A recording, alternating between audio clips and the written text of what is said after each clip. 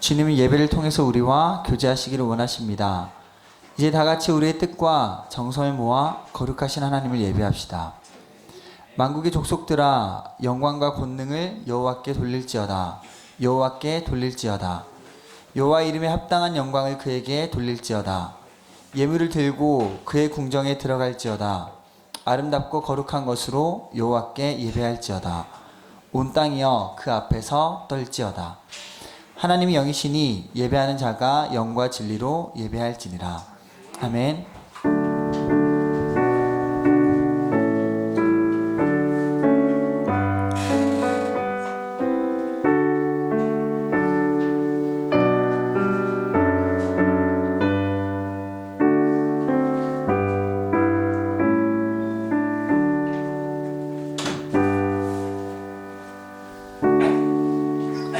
다같이 사도신경으로 우리의 신앙을 함께 고백하시겠습니다. 나는 전능하신 아버지 하나님 천지의 창조주를 믿습니다. 나는 그 유일하신 아들 우리 주 예수 그리스도를 믿습니다.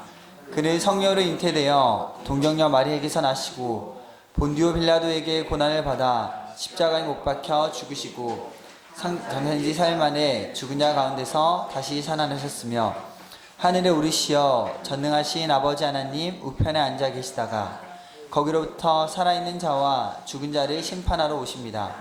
나는 성령을 믿으며 거룩한 공교회와 성도의 교제와 죄를 용서받는 것과 몸의 부활과 영생을 믿습니다. 아멘.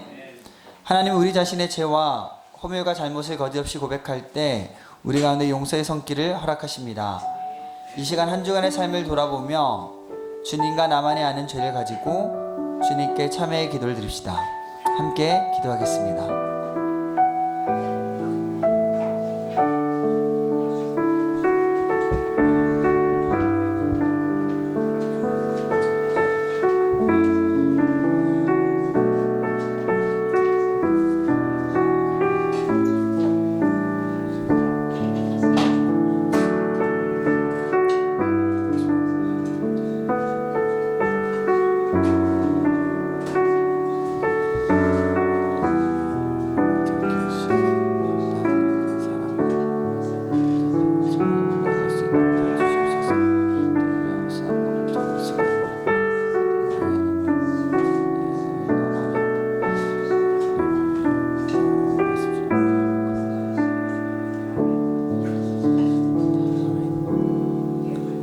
너희는 여호와를 만날 만한 때에 찾으라. 가까이 계실 때에 그를 부르라.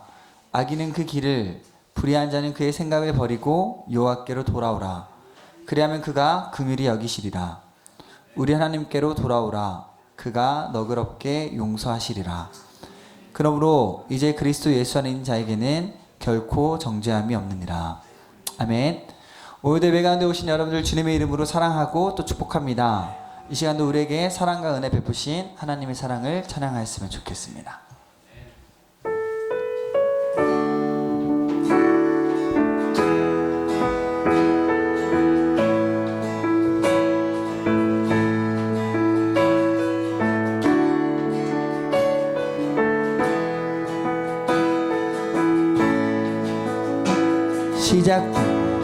시작됐네. 우리 주님의 능력이 나의 삶을 다스리고 새롭게 하네. 자유하네. 죄와 사망으로부터 나의 삶은 변하구나. 충만한 한 번 더 시작됐네.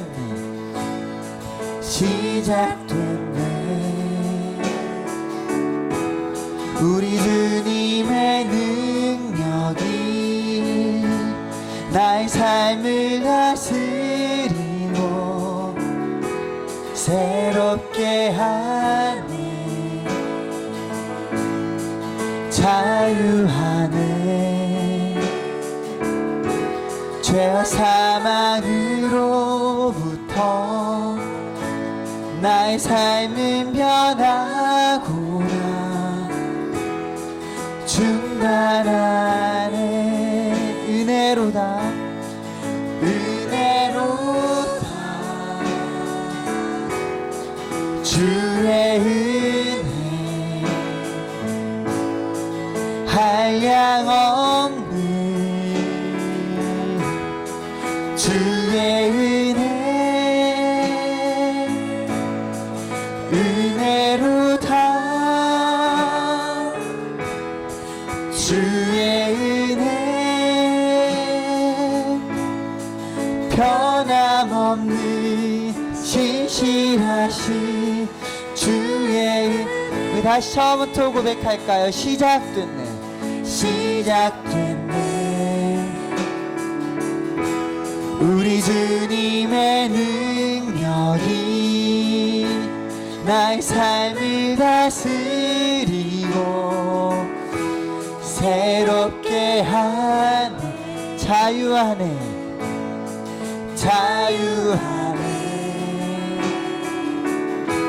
죄 사망으로부터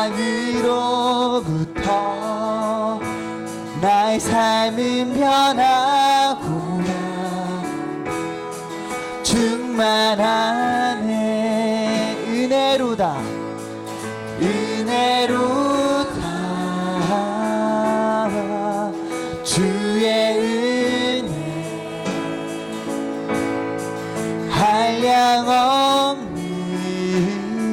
한량없는 주의 은혜 은혜로다. 주의 은혜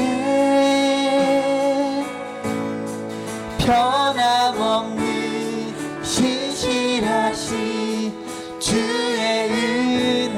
한 번 더. 은혜로다. 은혜로다. 주의 은혜 주의 은혜 한량없는 주의 은혜 은혜로다.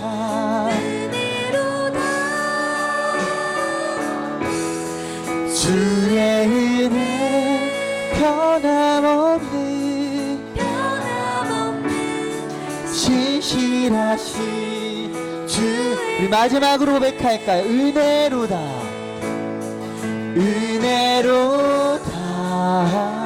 은혜로다. 주의 은혜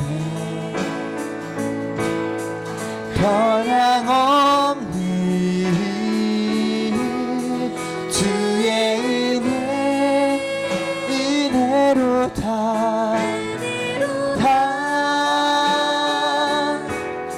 주의 은혜 변함없는 신실하신 주의 변함없는 신실하신 변함없는 신실하신 주의 변함없는 신실하신 변함없는 신실하신 주의 은혜. 아멘.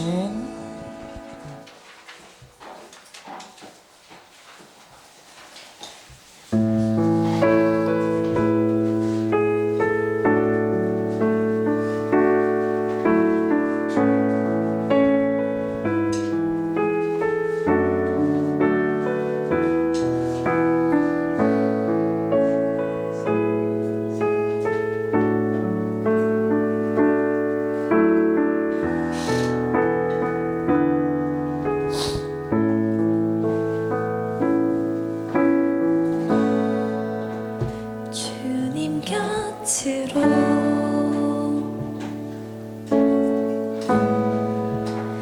날 이끄소서.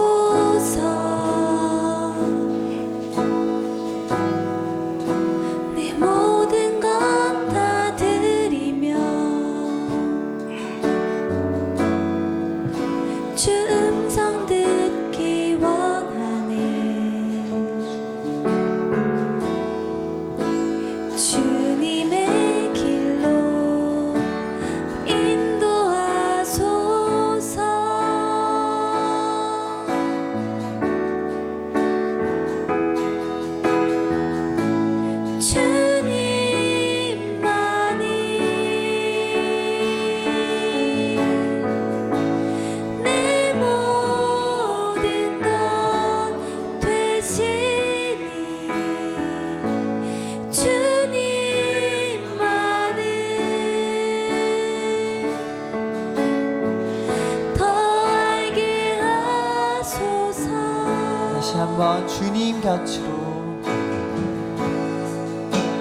주님 곁으로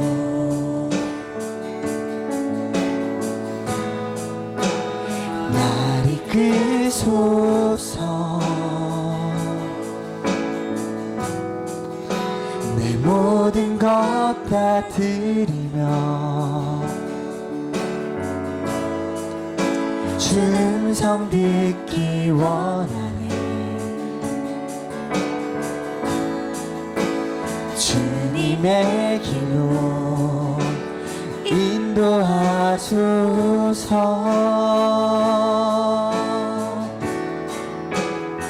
주님만이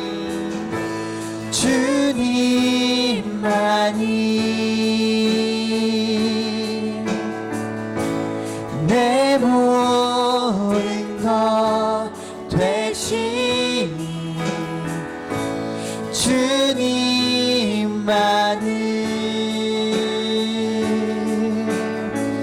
더 알게 하소서. 주님만이 내 모든 것, 주님만이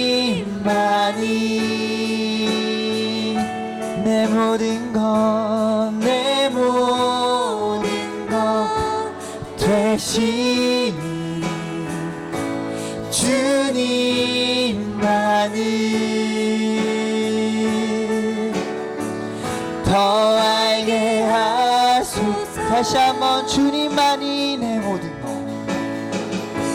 주님만이 내 모든 것, 내 모든 것 되시니 주님만을 더 알게 하소서.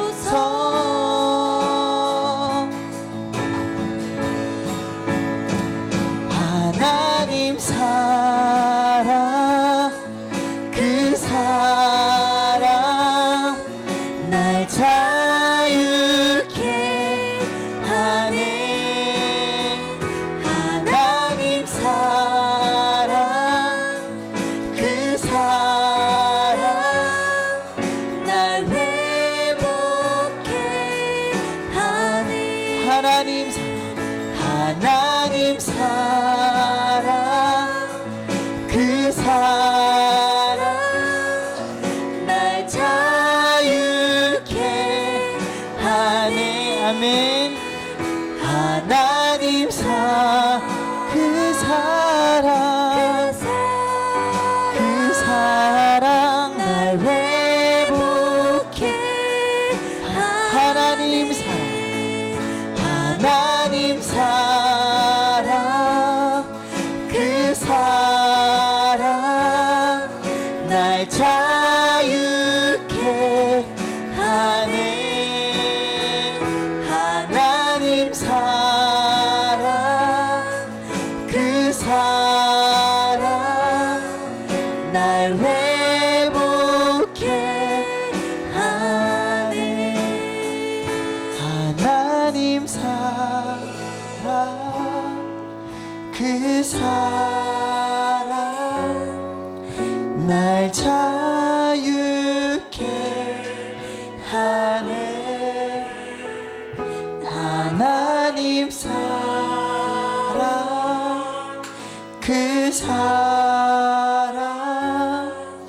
날 회복해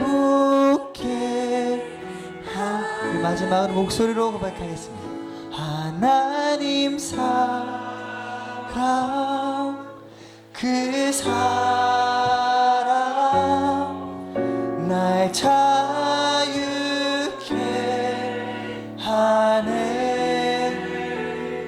하나님 사랑, 그 사랑 날 회복해 하네. 아멘. 함께 예배를 위해 기도했으면 좋겠습니다. 주님께서 저에게 베푸신 은혜와 크신 사랑으로 저희가 하루하루 살아갈 수 있음을 이 시간 고백하기 원합니다. 힘들고 힘들고 어려움에 그쳐 정말 주님의 사랑을 깨닫지 못하고 분명히 저희를 향해 계속해서 크신 사랑을 베푸고 계심에도 불구하고 느끼지 못하는 저희의 부족하고 연약함을 이 시간 용서하여 주시옵소서. 그 마음을 거치고 이제 주님 앞에 나아가 주님의 사랑과 은혜를 온전히 누릴 수 있는 저희 선한목자교회 모든 성도님들 되게 하여 주시옵소서. 그러한 예배 되게 하여 주시옵소서. 이런 마음 가지고 함께 예배를 위해 기도하겠습니다.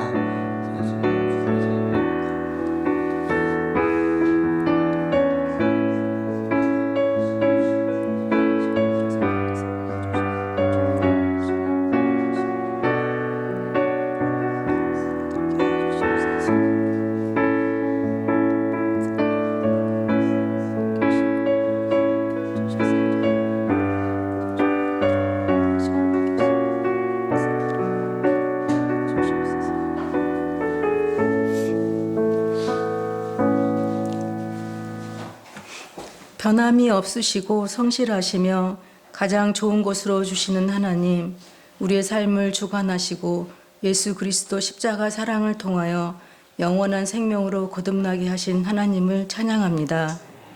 나무들이 푸른 잎을 자랑하고 꽃들이 만개한 봄날, 산과 들로 각자의 즐거움을 찾는 것을 나중에 두고 해야 할 일을 멈추고 하나님을 높이며 예배하는 것을 최우선인 자리로 인도하여 주시니 감사합니다.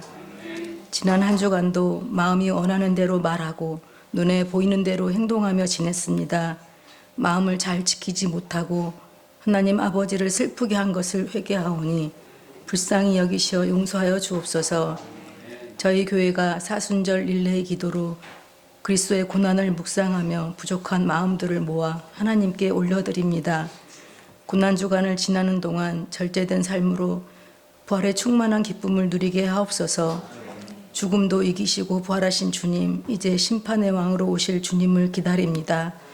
이 땅을 살아가는 우리들에게 따뜻한 사랑을 실천하는 그리스도인이 되게 하시며 소자에게 한 것이 주님께 하는 것이라 한 것처럼 주위를 돌아보아 힘들고 지쳐있는 형제나 이웃들과 함께 나누며 아픔과 고통 중에 있는 이에게 나눔의 사랑을 실천하는 주님의 제자가 되기를 기도합니다.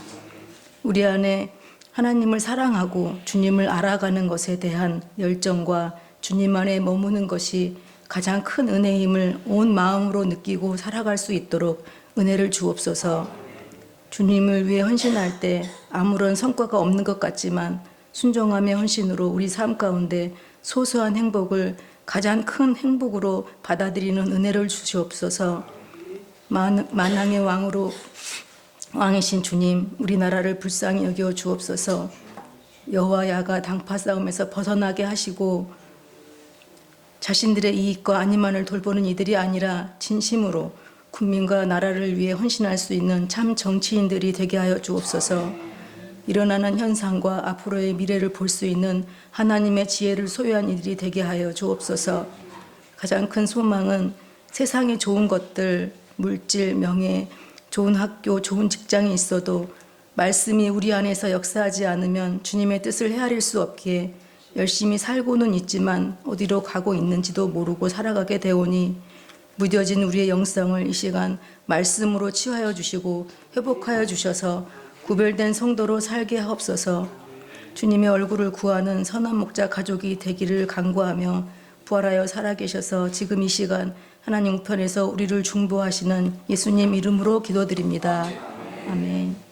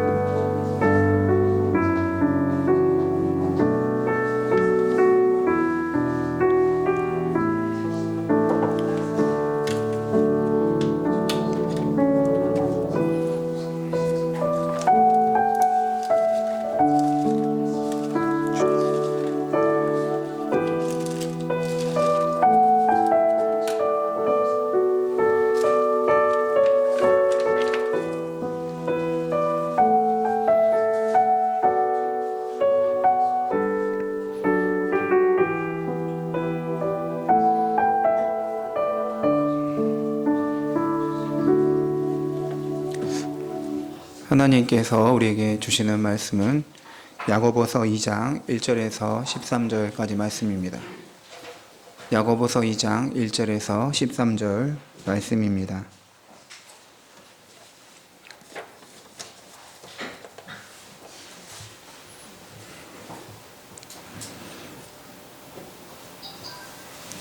내 형제들아, 영광의 주 곧 우리 주 예수 그리스도에 대한 믿음을 너희가 가졌으니 사람을 차별하여 대하지 말라.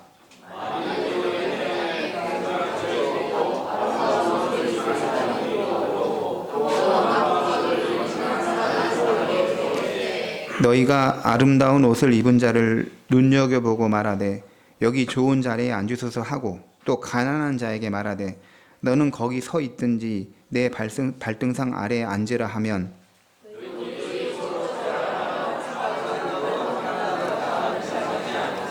내 사랑하는 형제들아 들을지어다. 하나님이 세상에서 가난한 자를 택하사 믿음에 부요하게 하시고 또 자기를 사랑하는 자들에게 약속하신 나라를 상속으로 받게 하지 아니하였느냐.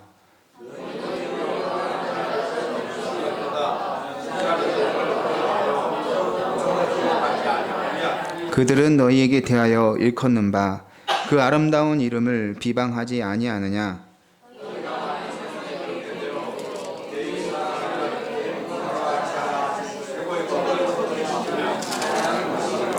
만일 너희가 사람을 차별하여 대하면 죄를 짓는 것이니 율법이 너희를 범법자로 정죄하리라.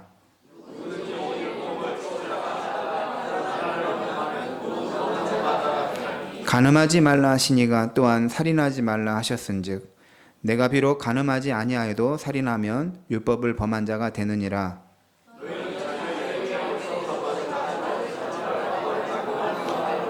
같이 읽겠습니다.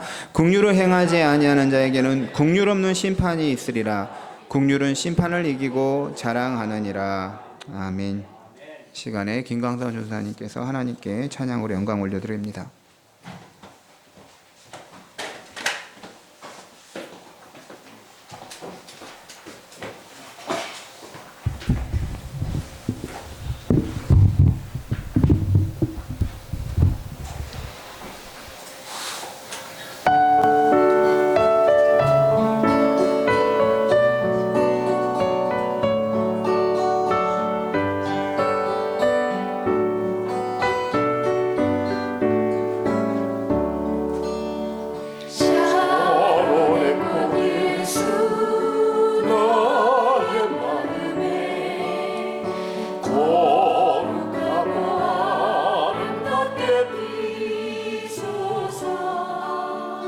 내 생명이 참 사랑의 향기로 감대나 분별하게 하소서.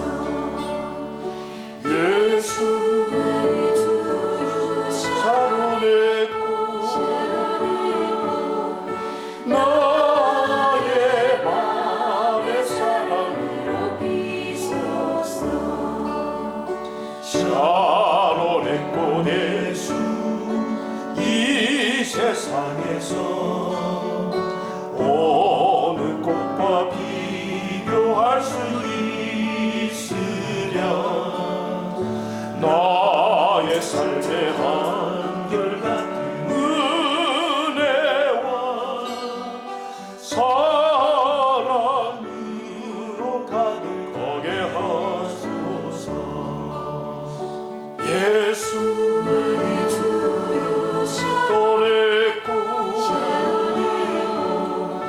나의 밤의 사랑으로 비소서.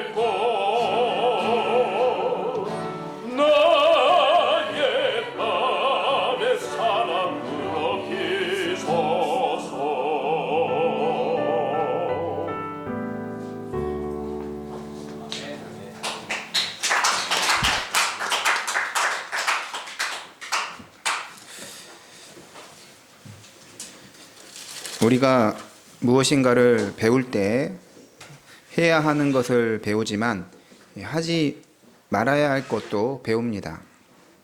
그것을 행함으로써 배우는 것도 있지만 잘못된 것을 할 때 잘못된 것을 하지 않아야 한다는 사실로도 배우게 됩니다. 운동을 배울 때 먼저 자세를 배웁니다. 모든 운동의 기본은 자세이고 먼저 자세를 바르게 하는 것을 배워야 합니다. 잘못된 자세가 나올 때는 그것을 이제 지적받으면서 그 잘못된 자세를 해서는 안 된다는 사실을 또 배우게 되죠. 그러면서 바른 자세를 더 익히게 됩니다. 수영을 할 때, 배울 때 발차기를 배웁니다. 발차기를 할 때는 무릎과 발목에 힘을 빼고 허벅지에 힘을 주고 다리를 움직여 발등으로 물을 눌러주어야 한다고 배웁니다. 무릎을 막 굽혔다, 폈다, 무릎을 흔들면서 수영을 하는 것이 아니라 허벅지를 흔들어서 수영을 해야 합니다. 하지만 처음에 수영을 배울 때는 그게 잘 안 됩니다. 그래서 처음에는 발차기 연습을 하면서 그것을 몸에 익히는 것이죠. 수영 킥판을 손으로 잡고 다리만 흔드는 연습을 하는 것입니다. 연습을 하면서 몸에 그 자세를 익히는 것이 중요합니다. 믿음의 영역도 마찬가지입니다. 믿음도 삶에서 익히고 삶에서 표현되어 열매로 나타나야 합니다. 믿음은 하나님의 말씀이 명령한 그것을 그대로 행할 때 순종하면서 믿음이 무엇인지를 배우게 됩니다. 하지만 운동에서 잘못된 자세를 했던 것을 교정을 받으면서 배우듯이 그리스도인이 하지 말아야 할 행동을 하게 되면 그것을 하지 않아야 한다는 사실을 알므로써 믿음을 배우게 됩니다. 오늘 말씀에서 중요한 주제는 사람을 차별하지 말라라는 것입니다. 야고보가 사람을 차별하지 말라고 하는 것은 실제로 교회 생활에서 차별하는 일이 일어나고 있었기 때문입니다. 야고보는 교회 안에서 성도들이 잘못된 행동을 했을 때 실제로 그것을 지적하여 줌으로써 그 행동을 수정하고 고치게 하려 했던 것입니다. 그리스도인이라면 마땅히 해서는 안 되는 행위를 인식시켜서 믿음이 무엇인지 알고 배우게 하는 것입니다. 오늘 말씀 야고보서 2장 1절을 보면 내 형제들아 영광의 주 곧 우리 주 예수 그리스도에 대한 믿음을 너희가 가졌으니 사람을 차별하여 대하지 말라. 야고보는 먼저 교회의 성도들이 우리 주 예수 그리스도에 대한 믿음을 가졌다고 선언합니다. 그리고 그 믿음을 가졌기 때문에 사람을 차별하여 대해서는 안 된다라고 힘주어 말합니다. 믿음을 가지는 것과 사람을 차별하는 것은 서로 어울릴 수 없는 것이다라는 것이죠. 믿음을 가진 사람은 사람을 차별하여 대하지 않는다라는 것이죠. 사회 속에서 사람들은 다른 사람을 만나고 대할 때 그 사람의 신분이나 사회적인 지위에 따라 대하는 게 익숙합니다. 그 사람의 교육 수준, 사회적 지위에 따라 대하면 무리 없이 교제를 나눌 수가 있습니다. 우리가 사는 사회에서는 모든 사람을 그 근본적인 원점, 출발점에서 만날 수가 없기 때문이죠. 사람이 원점에서 만날 수 있는 곳은 딱 한 군데밖에 없어요. 목욕탕이죠. 목욕탕은 우리가 자기가 가지고 있는 것을 다 벗을 수 있는 공간이지만 모든 사회적 관계망은 각 사람이 속한 영역에 따라서 구별을 짓는 것입니다. 그 사람이 가진 재력, 학력, 출신, 정치적인 신념, 이념 등등으로 우리 사회는 계속해서 사람을 구별을 지으려고 합니다. 사람들은 특정 범주에 사람들을 집어넣어서 생각하려는 경향이 있어요. 우리는 가끔 성격 유형 검사라고 하죠. MBTI를 서로 묻기도 합니다. MBTI가 무엇이죠? 하면서 저는 ENTJ입니다. 이러면 거기에 많은 반응을 하죠. 이런 식으로 그렇구나 이렇게 하는 것입니다. MBTI는 성격 유형을 총 16가지로 구별합니다. 그런데 재밌는 것은 전 세계의 인구가 지금 현재 81억 명이라고 하는데 16가지로 성격으로 구별한다는 것이 참 이상할 수 있는 것이죠. 이 세상은, 사회는 사람의 성격부터 소유, 지위, 신분 모든 것을 구별하여 나누려고 합니다. 그런데 교회란 무엇일까요? 그리스도인은 어떤 사람일까요? 구별하고 나누고 더 나아가서 그것으로 차별하고 배제하는 사람들이 아니다라는 것이죠. 그리스도 안에서 한 몸이 되고 그리스도 안에서 서로 하나가 되는 것이 교회이고 그게 믿음의 사람들입니다. 그리스도인은 사회적인 지위와 신분과 그런 것으로서 사람을 만나는 것이 아니라 주 안에서 있는 그대로 만나는 것입니다. 주 안에서 만나면 그 사람이 속한 것에 의해서 판단을 하는 것이 아니라 주님 안에서 그 자체로 알게 되고 판단하는 것입니다. 미국 북장로교 소속 선교사님으로 한국에 오신 무어 선교사님이 계십니다. 무어 선교사님은 하나님께서 우리 조선 땅에 보내주신 정말 귀한 훌륭한 선교사님이셨습니다. 1892년에 조선에 입국하여 당시 사회적으로 천대받던 노비, 백정들에게 복음을 전하며 그들에게 친구가 되어 주었습니다. 1893년 백정들이 주로 거주하던 곤당골, 현재의 을지로 일가에 교회를 세워 복음을 전했습니다. 또한 선교사님은 교육기관인 예수교 학당을 세워서 가난하고 천대받던 자녀들에게도 교육의 기회를 제공했습니다. 무어 선교사님은 질병으로 집에서 앓고 있던 백정 출신 박성춘을 찾아가서 복음을 전하고 그를 위해서 돌보고 기도를 해줬습니다. 그러면서 박성춘은 질병에서 회복이 되었습니다. 무어 선교사님의 돌봄과 전도를 통해 예수를 믿게 되었습니다. 그는 처음에 백정들이 다녔던 곤당골 교회, 지금의 승동교회라고 합니다. 승동교회에서 예전에는 서울에도 쌍놈교회, 양반교회 가지고 서로 이렇게 있었던 것이죠. 그러면 안 되는데 그런 적이 있었습니다. 후에 이 박성춘은 현재 승동교회에서 믿음 생활하다가 전북 정읍에 사는 양반 조덕삼이라는 사람의 하인으로 들어가게 됩니다.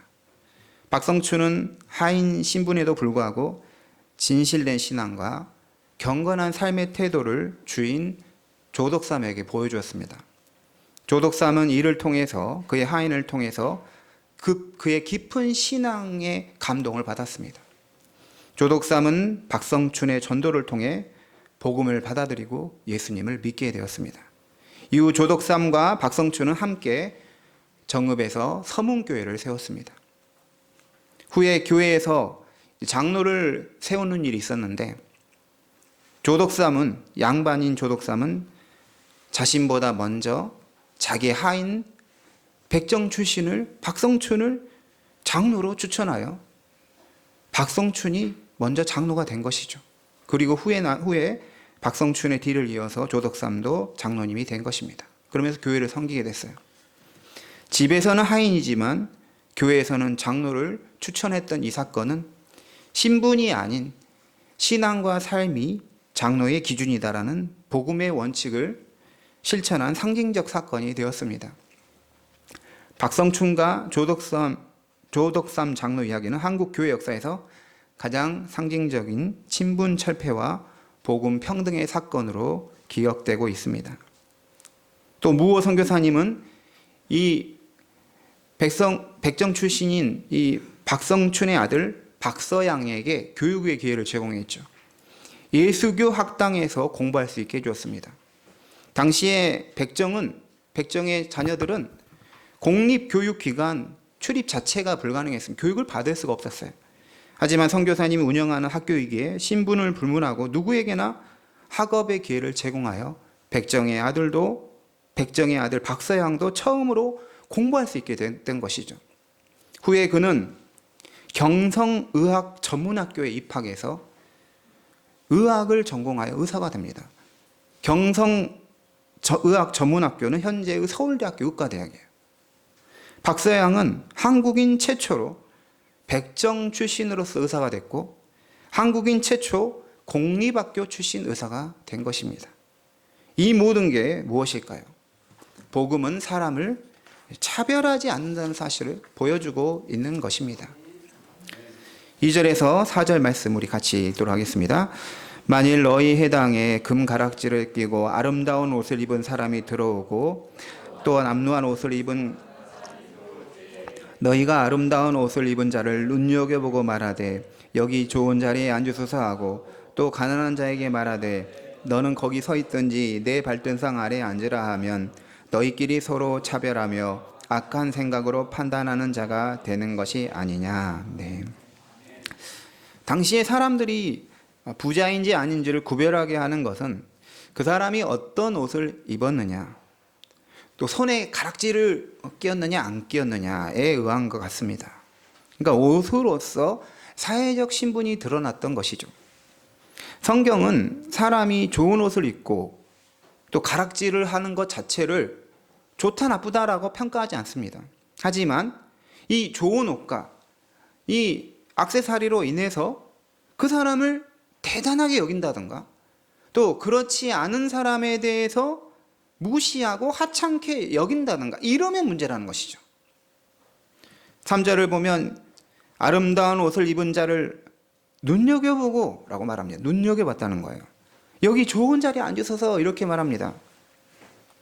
눈여겨본다. 이렇게 다 유심히 보는 거죠. 그런데 이 눈여겨본다는 말씀은 존경심과 경외감으로 바라보는 것을 말합니다. 좋은 옷을 입은 것을 보고 아 부자구나 생각하여 존중하듯 쳐다보고 그 부자를 기쁘게 하는 마음으로 눈여겨보는 것입니다. 부자이기에 아 높은 사람이다 라고 생각하여 말도 예쁘게 하죠. 여기 좋은 자리에 앉으세요 이렇게 하는 것입니다. 하지만 가난한 사람이 왔을 때는 어떻게 반응합니까? 너는 거기에 서 있든지 내 발등상 아래에 앉으라 이렇게 말하는 것이죠. 이런 표현은 가난한 사람에 대한 멸시와 경멸의 의미를 담고 있습니다. 부자에게는 좋은 자리에 앉으세요. 가난한 사람에게는 알아서 하세요. 전혀 신경을 쓰지 않고 무시하겠다는 것입니다. 당시 가난한 사람들도 예수님을 믿고 싶어서 교회에 왔는데 기존 교인들이 가난한 사람이 오면 어떤 표정과 말투와 행동에서 왜 왔냐는 식이었던 것이죠. 당신 같은 가난한 사람이 교회에 오면 교회를 다니든 말든 별로 신경 안 쓰겠다라는 것입니다. 하지만 좋은 옷 입은 부자가 들어오면 환영하고 환대하고 대우를 잘해주는 것입니다. 바로 이게 뭐라는 거예요? 차별이라는 거예요. 4절에 너희끼리 서로 차별한다라고 합니다. 그리스도인이 된다는 것은 새로운 판단과 새로운 분별력이 생기는 것이죠. 이게 정상적인 것입니다. 사람을 외모로 보고 판단하여 차별하는 것은 이게 하나님이 처음부터 주신 마음이 아니라 타락에서 오는 거예요. 죄 때문에 오는 결과입니다. 사람이 죄를 짓고 마음이 삐뚤어지면 비정상적인 생각을 하게 되고 자기 중심적으로 살게 됩니다. 자기가 제일이기를 원하고 다른 사람을 지배하며 살기를 원합니다. 하지만 그렇게 될 수가 없을 것 같아 차선책으로 선택하는 것은 권세 있고 돈 많아 보이는 높은 사람에게 잘 보여서 그 사람에게서 어떤 혜택을 입고 살려고 한다는 것이죠. 이런 게 4절에서 악한 생각으로 판단하는 자가 된다고 하는 것입니다. 이렇게 생각하고 판단하는 사람은 스스로 자신의 타락한 마음, 타락한 심성을 드러내 보여주고 있다는 것이죠. 그러니까 사람을 차별하고 힘있고 권력 있는 사람에게 잘해주고 그렇지 않은 사람에게 함부로 하는 사람은 자신의 타락한 성향을 표출하고 있다는 것입니다. 사람의 타락과 죄의 형태가 직접적으로 드러나는 것이 바로 사람에 대한 차별이고 겉으로 드러나는 것으로만 사람을 판단하고 있는 것입니다. 사람을 차별하고 겉모습으로 판단하는 그런 행동의 기저에 깔린 생각은 모든 사람은 모두 동등하지 않다라는 생각이에요. 사람은 다 계급이 있고 높낮이가 있고 수준 차이가 있고 격차가 있다라는 그런 생각을 하고 있는 것입니다. 그리고 이런 생각은 사회에서는 얼마든지 그렇게 하고 있어요. 실제로 그렇게 일어나고 있습니다. 하지만 교회와 그리스도인도 그렇게 생각하고 따라가야 하냐는 것이죠. 야고보서가 말하는 것은 믿음을 가진 그리스도인은 세상적 구별과 판단을 멈추고 모든 사람이 다 동등하다라는 입장을 가져야 한다는 것입니다. 그리스도인은 그리스도의 몸에 접붙임을 받은 서로 대등한 지체들인 것이죠. 몸의 지체들이 손이든 발이든 무엇이든 몸에서 떨어져 나가는 즉시 생명력을 잃게 됩니다. 몸에 붙어 있을 때 몸으로부터 우리가 살 수 있고 지체들이 살 수 있고 살아가는 의미를 또 가지게 되는 것이죠. 몸 안에서 모든 지체가 각자의 역할과 자리로서 소중하고 존귀해지는 것이죠. 서로 구별하고 차별하는 게 아니다라는 것입니다. 갈라디아서 3장 28절에 너희는 유대인이나 헬라인이나 종이나 자유인이나 남자나 여자나 다 그리스도 예수 안에서 하나이다. 이렇게 기록합니다. 유대인이나 헬라인이나 즉 민족에 따라서 나라에 따라서 사람을 차별해서는 안 된다는 것이죠. 종이냐 자유냐에 따라서 즉 신분에 따라서 차별하는 게 있어서는 안 된다는 것이죠. 남자나 여자나 즉 성별에 따라서 차별이 있어서는 안 된다는 거죠. 어린이나 어른이나 나이에 따라서 사람을 차별하고 이래서도 안 되는 것이죠. 루터는 종교개혁을 일으킬 때 교회에 잘못된 담이 있다고 했습니다. 그것은 바로 뭐냐면 신분이 두 개가 있다라고 생각했어요. 영적인 신분이 있고 세속 신분이 있다. 영적인 신분은 성직자들, 수도사들, 목회자들 이런 사람은 영적인 신분이고 그냥 평신도들은 세속 신분밖에 없다. 이렇게 천주교가 생각했는데 루터가 종교개혁을 일으키면서 모든 사람은 다 영적인 신분을 가지고 있다는 거예요. 모두 다 제사장이라는 것입니다. 그러면서 이 신분을 철폐했어요. 다 똑같다는 것입니다. 그리스도 안에서 다 하나이다라고 루터가 말했습니다. 5절 말씀을 보시겠습니다. 내 사랑하는 형제들아 들을지어다. 하나님이 세상에서 가난한 자를 택하사 믿음에 부요하게 하시고 또 자기를 사랑하는 자들에게 약속하신 나라를 상속으로 받게 하지 아니하였느냐. 그러면서 하나님이 하신 이 놀라운 사역은 세상에 약하고 가난하고 힘없고 멸시받는 자들을 택하사 그들을 믿음으로 부요하게 하신 일입니다. 하나님은 가난한 자를 위한 하나님이신 것이죠. 그런데 이 말씀이 가난한 사람은 그냥 자동으로 믿음이 좋아진다 이런 건 아니에요. 지난 금요일에 제가 한국 생명신학회에 참석을 했어요. 거기에서 은퇴 목사님 한 분을 만났는데 이분과 이렇게 식사하면서 계속 대화를 나눴는데 본인께서 30년 전에 누가 보아도 좋게 보이는 교회의 담임 목사님으로 갈 수 있었는데 그때는 좀 젊었기 때문에 도전하는 마음으로 지방에 가서 성도님 별로 없는 곳에 가서 목회를 했다는 것이죠. 목사님이 갔던 교회는 성도들이 가난하고 다들 형편이 어려웠다고 합니다. 그런데 후에 목사님은 거기서 사역을 오래 하지 않고 그 교회를 사임하고 새로운 사역지로 가게 됐어요. 그 이유를 목사님께서 말씀해 주시는데 자기는 자기가 받는 그런 대우나 이런 것들은 상관이 없다는 것이죠. 가난하고 어렵지만 성도님들을 서로 사랑하면 끝까지 가려고 했는데 계속 싸우고 있다는 거예요. 계속 상처를 주고 사랑이 보여주지 않았다는 것입니다. 서로 싸우고 갈등하는 모습이 힘들었다는 거예요. 그러면서 가난하다고 해서 무조건 믿음을 가지는 건 아니다는 것입니다. 하나님은 사람을 차별하고 악하게 판단하신 분이 아니라 공평하신 분이라는 것을 오늘 말씀에서 말하고 있는 것이죠. 하나님은 부자인 사람, 힘있고 가진 거 많은 사람을 더 잘해주고 가진 것 없는 사람, 가난한 사람 무시하고 차별하여 대해주는 그런 분이 아니라는 것이죠. 가난하니까 저절로 믿음이 좋고 성품이 좋다, 그런 것은 결코 아니지만 하나님께서 가난한 사람에게 복음을 주시고 그들에게 믿음을 주셔서 부요하게 하신 것은 세상의 차별이 교회에서는 없다는 것을 우리에게 말해주고 있는 것이죠. 하나님이 누군가를 자기 백성으로 삼고 또 어떤 기준으로 삼으셨는지를 알게 되면 그것이 세상의 기준과는 너무나 다르다는 것을 알게 됩니다. 가난하고 연약하다고 생각하는 사람은 부자보다 복음을 받아들일 가능성이 높은 건 사실입니다. 왜냐하면 부자는 자기의 부와 힘과 권력을 하나님처럼 의지하게 되지만 가난한 사람은 의지할 곳이 없어요. 그렇기 때문에 하나님을 밖에 의지를 더 하게 되는 것입니다.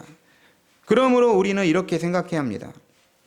내가 다른 사람들보다 형편이 어렵거나 마치 불행한 처지에 있다라는 생각이 들 때면 자기의 처지를 비관하고 가슴 아파할 것이 아니라 그것을 하나님이 주신 선물로 여길 수 있어야 돼요. 그것으로 인해 하나님을 더욱더 의지하게 되고 하나님께 소망을 둘 수 있다, 이렇게 생각을 해야 되는 것입니다. 사람들은 눈에 보이는 가시적인 것들인 소유의 넉넉함과 부요함을 좋게 여기고 그것을 높이 평가하지만 믿음에 있어서 넉넉함, 부요함은 세상 어떤 것보다 더 귀하다는 생각을 성도가 할 수 있어야 한다는 것입니다. 8절부터 13절까지는 이제 율법에 대해서 말합니다. 8절 말씀 보시면 너희가 만일 성경에 기록된 대로 내 이웃 사랑하기를 내 몸과 같이 하라 하신 최고의 법을 지키면 잘하는 것이냐. 또 9절에 만일 너희가 사람을 차별하여 대하면 죄를 짓는 것이니 율법이 너희를 범법자로 정죄하리라.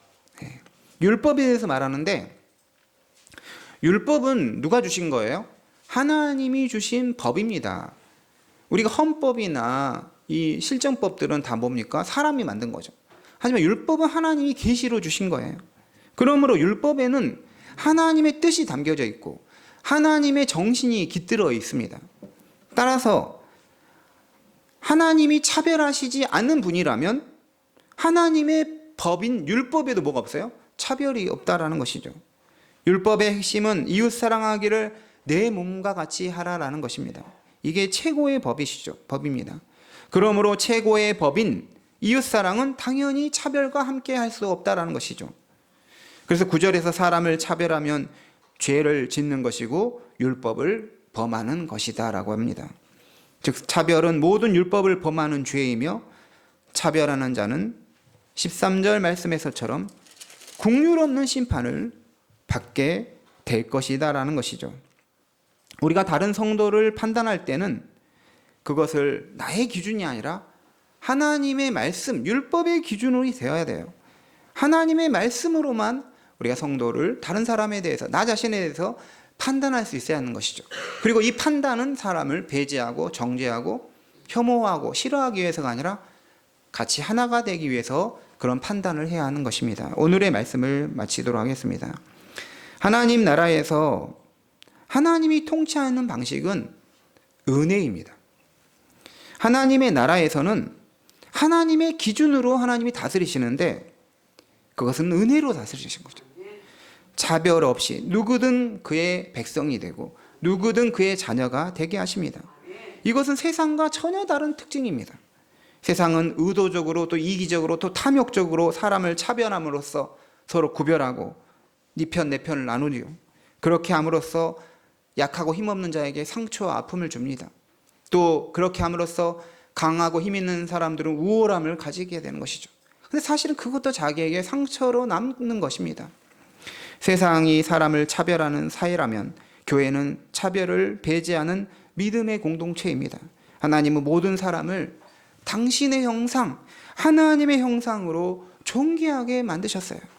사람들의 외적인 삶의 조건들에 따라서 하나님의 형상이라는 존귀함이 사라지고 없어지는 게 아닙니다. 성도는 사람의 외적인 조건으로 사람을 판단하는 사람이 아닌 것이죠. 사람을 겉모습으로만 보고 판단하는 것은 마치 편지를 받아서 봉투만 보고 것과 같아요. 속 내용을 읽어보지 않는 것과 같다라는 것입니다. 믿음의 삶은 차별과 결코 함께해서는 안 됩니다. 그런데 어떤 교인들은 사람을 차별하여 대하면서도 그것을 믿음의 문제와 연결하지 않는다는 것이죠. 우리가 하나님께 드린 예배와 기도, 찬양으로 하나님께 은혜를 받습니다. 하지만 단순하게 은혜를 받아 누리는 것으로서만 신앙생활을 다 했다라고 생각해서는 안 돼요. 하나님께 은혜를 받은 만큼 바른 생각과 바른 판단과 바른 가치관과 올바른 행동으로 하나님의 뜻을 이루는 게 진짜로 은혜를 받는 것이라는 것이죠. 은혜를 받았다 하면서 사람 무시하고 함부로 대하고 말 함부로 하고 상처 주고 이게 어떻게 은혜를 받은 것이죠. 하나님이 말씀이 말하는 높은 수준의 정신과 뜻을 실제로 이루는 성도가 진정한 그리스도인인 것입니다. 오늘 야고보 말씀을 마음에 새기고 실제로 외모와 겉모습으로만 사람을 차별하지 말고 하나님의 형상으로 지음받은 존귀한 자라는 모든 사람이 다 존귀한 자라는 의식을 가지고 그리스도의 사랑으로 교회뿐만 아니라 세상에서 그런 사랑을 실천하는 성도님 다 되시기 바랍니다. 기도하겠습니다. 하나님 아버지, 우리 마음속에 죄가 있으면 사람을 비교하고 차별하는 것이 있습니다. 하지만 하나님의 말씀의 기준, 또 하나님은 사람을 차별하지 않고 그 자체로 대하시는 분입니다. 하나님, 우리도 아버지 하나님 마음 가지게 하시고 하나님의 말씀대로 그리스도의 사랑에서 서로 하나가 되고 또로 사람을 차별하여 대하지 않는 진정한 그리스도인 되게 해 주시옵소서. 감사드리며 예수님의 이름으로 기도드립니다. 아멘. 우리 찬송가 446장 찬송하시면서 하나님께 봉헌하겠습니다.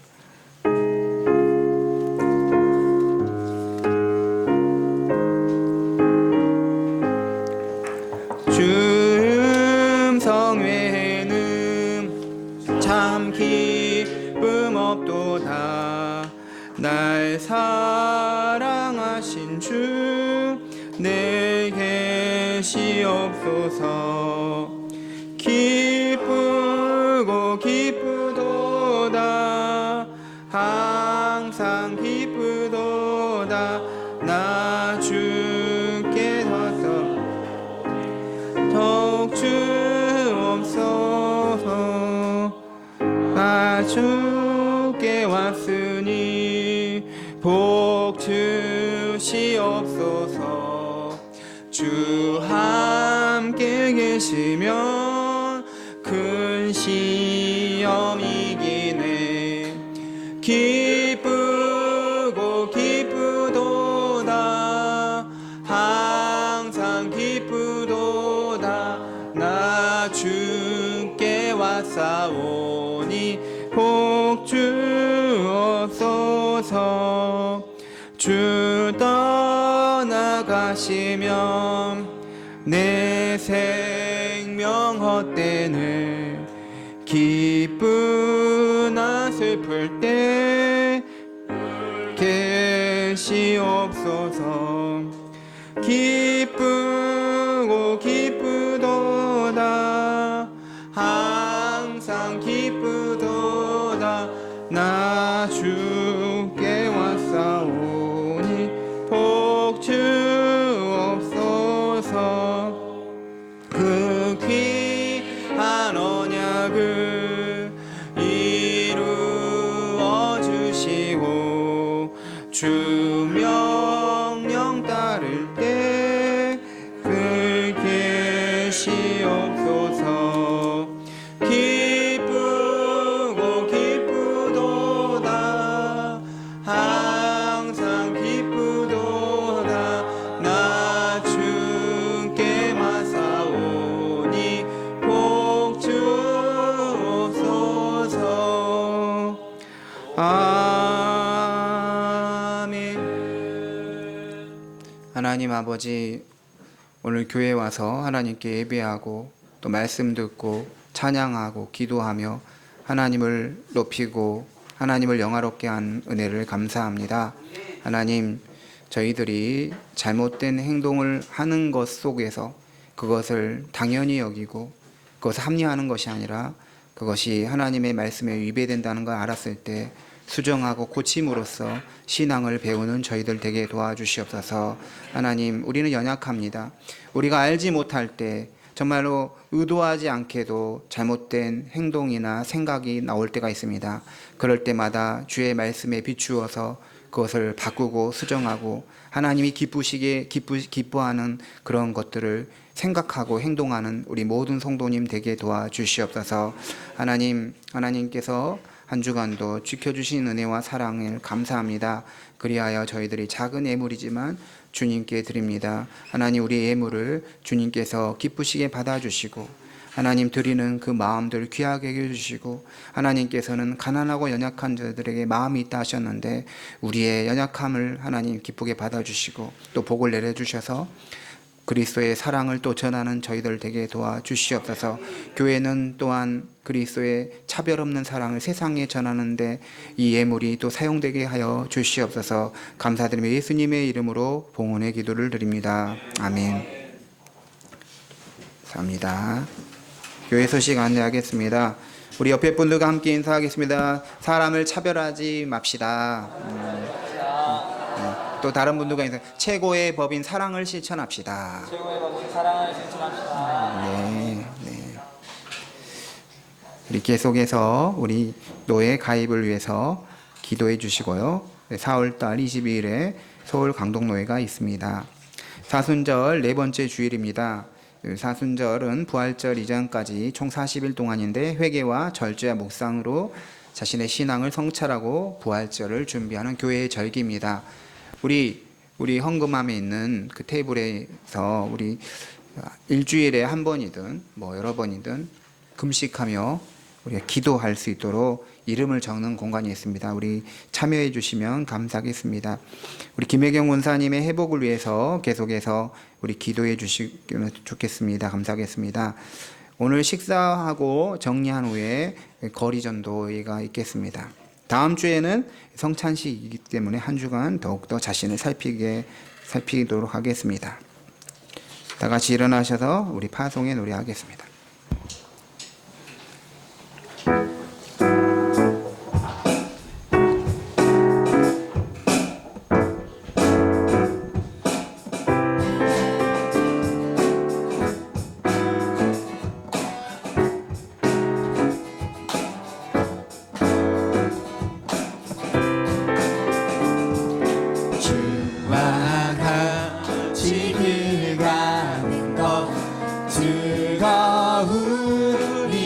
즐거우리라니까 우리 주님 걸어가신 발자취를 밟겠네.